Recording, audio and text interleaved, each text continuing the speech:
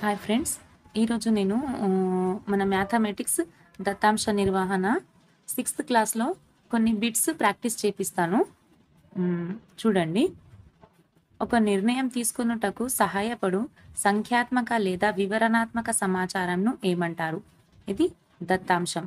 సాంఖ్యక శాస్త్ర పితామహుడు PC Mahalanobis. Next, భారత సాంఖ్యక శాస్త్ర పరిశోధన సంస్థను ఎక్కడ స్థాపించారు? కలకత్తాలో. ఇదంతా మనకు 6th క్లాస్లో ఇచ్చిన ఇన్ఫర్మేషన్ బిట్స్లో చూపిస్తున్నాను మీకు. భారత సాంఖ్యక శాస్త్ర పితామహుడైన మహల్నోబిస్ జీవితకాలం 1893 టు 1972. దత్తాంశంను పటములు లేదా బొమ్మల రూపంలో చూపించుటను ఏమంటారు? పిక్టోగ్రాఫ్. నెక్స్ట్, దత్తాంశంను పటములు లేదా బొమ్మల రూపంలో చూపించుటను ఏమంటారు? పిక్టోగ్రాఫ్లు. ఒక దత్తాంశంలో ఒక అంశము ఎన్ని సంఖ్యలు లేదా వస్తువులను కలిగి ఉన్నదో తెలిపే ఆ సంఖ్యను ఏమంటారు? పౌనఃపున్యం. దత్తాంశ సేకరణ, నిర్మాణం, ప్రదర్శన, విశ్లేషణ మరియు వివరణలను సంబంధించిన గణిత శాస్త్ర విభాగాన్ని ఏమంటారు? దత్తాంశ నిర్వహణ శాస్త్రం. దత్తాంశాన్ని సేకరించి కుదించి గణన చిహ్నాల రూపంలో రాయుటని ఏమంటారు? దత్తాంశ వ్యవస్థీకరణ. స్టాటిస్టిక్స్ అనేది ఏ భాషా పదం? ఇంగ్లీష్ భాషా పదం. స్టాటిస్టిక్ అనేది ఏ పదం నుంచి వచ్చింది? లాటిన్ పదం. స్టాటిస్టా అనే పదం నుండి వచ్చిన పదం ఇటాలియన్. స్టాటిస్టిక్స్ అనే పదం ఏ పదం నుంచి వచ్చింది? గ్రీకు. స్టాటిస్టిక్స్ అనే పదానికి అర్థం రాజ్యము. సాంఖ్యక శాస్త్ర పితామహుడు సర్ రొనాల్డ్ ఏ ఫిషర్. మన Indian scientist, Indian PC Mahalanobis. ఇతను బయట దేశస్థుడు. సమాచారంలోని సంఖ్యా విలువలను ఏమంటారు? రాశులు. భారతదేశానికి చెందిన ప్రముఖ సాంఖ్యక శాస్త్ర పితామహుడు ఎవరిని పిలుస్తారు? పిసి మహల్నోబిస్ని. దత్తాంశంలోని అంశాలను కమ్మీల రూపంలో చూపుతూ గీసిన రేఖాచిత్రాన్ని కమ్మీ రేఖాచిత్రం అంటారు. కమ్మీ రేఖాచిత్రంలో దత్తాంశ విలువలు ఈ క్రింది సూచించబడతాయి. దీర్ఘచతురస్రం. కమ్మీ రేఖాచిత్ర నిర్మాణంలో ఈ కింది విషయం పరిగణలోకి తీసుకోబడదు. వెడల్పు. ఒక కమ్మీ చిత్రాన్ని 1 సెంటీమీటర్ = 10 ప్రమాణాలు గీశారు.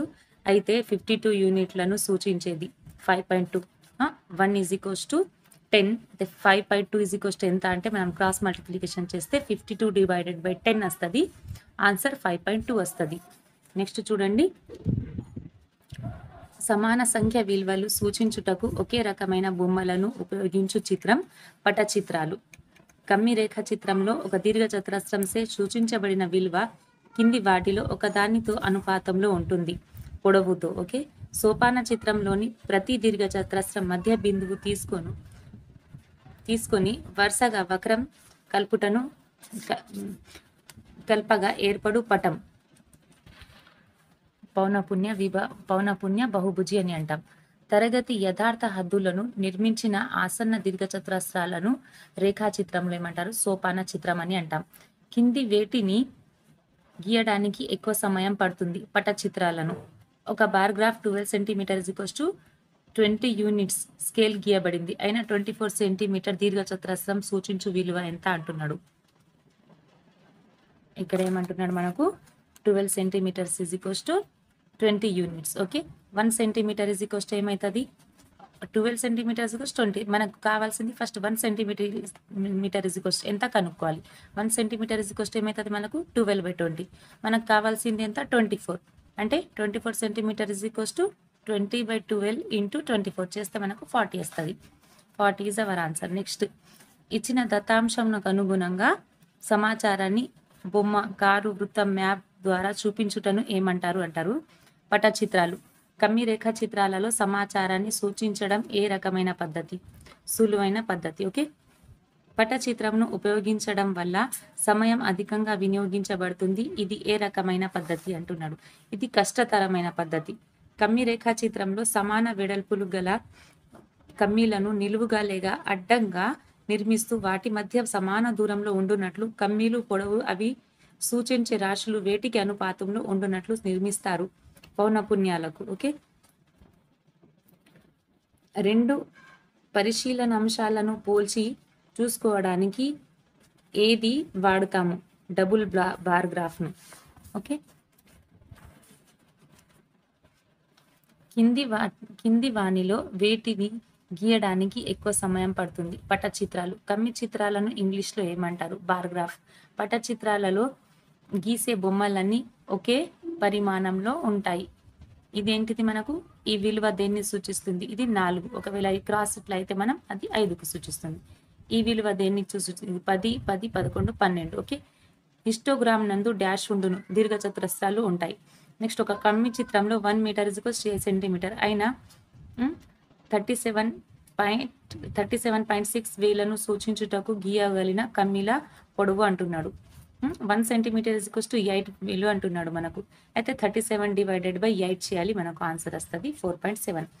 నెక్స్ట్ ఇక్కడ 1 సెంటీమీటర్ = 10 ప్రమాణాలు సూచిస్తే ఈ చిత్రంలోని కమ్మి 4.3 సెంటీమీటర్స్ అయితే మనకేమైతే 1 సెంటీమీటర్ 43 అంటున్నాడు.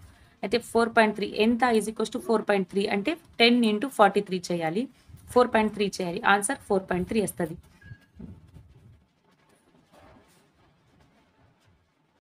నెక్స్ట్ 7th క్లాస్ దత్తాంశ నిర్వహణ స్టాటిస్టిక్స్లో కొన్ని క్వశ్చన్స్ బిట్స్లో ఎక్స్ప్లెయిన్ చేస్తాను చూడండి. సంఖ్యలు పదాల రూపంలో ఉంటూ అంతిమ ఫలితాన్ని రాబట్టి తగు నిర్ణయాన్ని తీసుకోవడానికి సేకరించబడిన సమాచారాన్ని దత్తాంశం అని అంటాం. కూరగాయలు వ్యాపారి ఒక వారంలో పొందిన సంపాదన 200, 150, 180, 300, 160, 170. రోజు యొక్క సరాసరి అంటే ఏంటిది? రాశుల మొత్తంపై రాశుల సంఖ్య. ఎన్ని ఉన్నాయి మొత్తం? 1, 2, 3, 4, 5, 6, 7. మొత్తం ప్లస్ చేసి /7 చేయాలి, ఆన్సర్ 190 వస్తుంది. ఓకే. నెక్స్ట్ చూడండి, ఒక దత్తాంశంలోని ఏది రాశులలో గరిష్ట విలువ 25 గాను కనిష్ట విలువ 15 గాను ఉంది? ఈ పరిశీలన సగటు అంటే 25 + 15 / 2 చేయాలి. ఓకే. ఏమవుతుంది మనకు? 40/2 అంటే 20 వస్తుంది, బట్ ఇక్కడ ఆన్సర్ 21 ఉంది. నెక్స్ట్ హైదరాబాద్ 2011 ఫిబ్రవరి 26 నాడు మార్చ్ 4 వరకు ప్రతిరోజు గరిష్ట ఉష్ణోగ్రతలు ఈ విధంగా ఉన్నాయి. అయితే రోజువారీ గరిష్ట సరాసరి అంటున్నాడు. అంటే 1, 2, 3, 4, 5, 6, 7. ఓకే. రాశుల మొత్తం ప్లస్ చేసి /7 చేయాలి, ఆన్సర్ 30 degrees వస్తుంది. నెక్స్ట్ చూడండి, ఇక్కడ టీఎస్ఆర్టీసీ బస్సులో ఆదిలాబాద్ నుండి నిర్మల్ వరకు ఒక రోజులో 4 ట్రిప్లు ప్రయాణించిన ప్రయాణికుల సంఖ్య 39, 30, 45, 50. ఆ బస్సు ఆక్యుపెన్సీని రేషియో రూపంలో అయితే ఏమంటారు? మనకి ఇక్కడ కూడా మనం ఏం కనుక్కోవాలి? సగటు కనుక్కోవాలి. 1, 2, 3, 4 మొత్తం ప్లస్ చేసి /4 చేయాలి, 42 అనేది మన ఆన్సర్. నెక్స్ట్ 5 ప్రధాన సంఖ్యల సగటు అంటున్నాడు. అయితే మనకు మొదటి 5 అంటున్నాడు. మొదటి 5 అంటే మనకి ఏమైతే ప్రధాన సంఖ్యలు 2, 3, 5, 7, 11 /5 చేస్తే 5.6 అనేది మన ఆన్సర్. నెక్స్ట్ ఈ అన్ని రాశులలో సంఖ్యా సమితిలో బహుళకాన్ని కనుగొండి అంటున్నాడు. ఎక్కువగా రిపీట్ అయ్యే నంబర్ 3 అనేది ఎక్కువ సార్లు రిపీట్ అయింది, బహుళకం అనేది 3 అవుతుంది. నెక్స్ట్ 10, 15, 20, 25 బహుళకాన్ని కనుగొండి అంటున్నాడు. ఇక్కడ మనకు 10, 20 అనేది చాలాసార్లు రిపీట్ అయింది కాబట్టి మన బహుళకం 10, 20 అవుతుంది. నెక్స్ట్ ఇక్కడ చూడండి, వ్యాపారి 4 సైజుల చొక్కలు అమ్ముతున్నాడు అనుకుంటే ఫిబ్రవరి నెలలో అతని అమ్మకాలు ఈ విధంగా ఉన్నాయి. సగటు అంటే ఈ మొత్తం చేసి /4 చేయాలి, 23 ఈజ్ అవర్ ఆన్సర్. నెక్స్ట్ చూడండి, క్రికెట్ టీంలో క్రీడాకారుల వయస్సులు ఈ విధంగా ఇచ్చినాయి. బహుళకాన్ని కనుగొండి అంటున్నాడు. ఎక్కువ సార్లు రిపీట్ అయిన నంబర్ని బహుళకం అంటాం. 27 ఈజ్ అవర్ ఆన్సర్. నెక్స్ట్ చూడండి, మనకేమంటున్నాడు? 7 గ్రాడ్యుయేట్ నెలసరి ఆదాయం ఈ విధంగా మధ్యగతం కనుగొండి అంటున్నాడు. మధ్యగతం అంటే మనం ఏం చేయాలి? ఫస్ట్ వాటిని ఆరోహణ క్రమంలో అమర్చాలి, దాని తర్వాత మనకు ఆన్సర్ వస్తుంది 8,500. నెక్స్ట్ చూడండి, 49, 48, 50 మధ్యగతాన్ని కనుగొండి అంటున్నాడు. ఫస్ట్ మనం దీనిని పెరిగే క్రమంలో అమర్చాలి. ఫస్ట్ 14 వస్తుంది, 14, 15, ఇది ఒకటి, ఇది ఫస్ట్. ఓకే, 1 ఇది సెకండ్ ప్లేస్లో వస్తుంది. 3, 2, 15 తర్వాత ఏమున్నది మనకు 17. నెక్స్ట్ ఏమున్నది 24.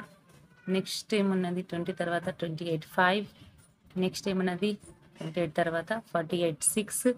ఇది మన 7, ఇది 8. టోటల్ 8 ఉన్నాయి. 8 అంటే మనకు మధ్యలో వచ్చి /2 + 1 చేయాలి. n/2 + 1, 8/2 + 1 అంటే మనకు ఎన్నవ రాశి అవుతుంది? 4 + 1 5వ రాశి. ఓకే, ఇక్కడ మనకేమొచ్చింది, మనకు ఫైబరాశి అంటే మన 28 ఈజ్ అవర్ మధ్యగతం. ఓకే, ఇది మన మధ్యగతం అవుతుంది. నెక్స్ట్, మధ్య దూరం సమానంగాను సమాన వెడల్పుతో కలిగి ఉన్న గ్రాఫ్లను మనం ఏమంటాం, గమ్మి చిత్రం అని అంటాం. ఒక కుటుంబం నెలవారీ ఆదాయం 9,000, దీనిలో ఆహారం కొరకు 1,500 ఖర్చు చేసిన సెక్టార్ కోణం ఎంత అంటున్నాడు. సెక్టార్ కోణానికి మనకు ఫార్ములా ఫస్ట్ ఏం చేయాలి, ఫస్ట్ టోటల్ ఎంత ఉన్నది మనకు, టోటల్ 9,000 ఉంది. ఓకే, టోటల్ 9,000 ఉంది. అతను ఆహారం కొరకు 1,500 ఖర్చు చేసిండు, ఇంటూ 360 చేయాలి. టోటల్ కోణం ఎంత ఉంటుంది మనకు, కంప్లీట్ కోణం 360 డిగ్రీస్ ఉంటుంది. ఇది ఈ 2 జీరోలు క్యాన్సల్, ఇక్కడ కూడా ఒక 0 క్యాన్సల్. 9 1 జా 9 4 జా 15 × 4 that is equals to 60 is our answer. Okay, వృత్తాన్ని సెక్టార్లో విభజించి సమాచారాన్ని సేకరిస్తే ఏమంటాం మనం, వృత్తంలో అన్నాడు కాబట్టి పై చిత్రం అనేది మన ఆన్సర్ అవుతుంది. ఇక్కడ చూడండి, గ్రామాల నెలసరి ఆదాయం మరో కుటుంబం అనే దత్తాంశం అయితే మధ్యగత ఆదాయం అంటున్నాడు.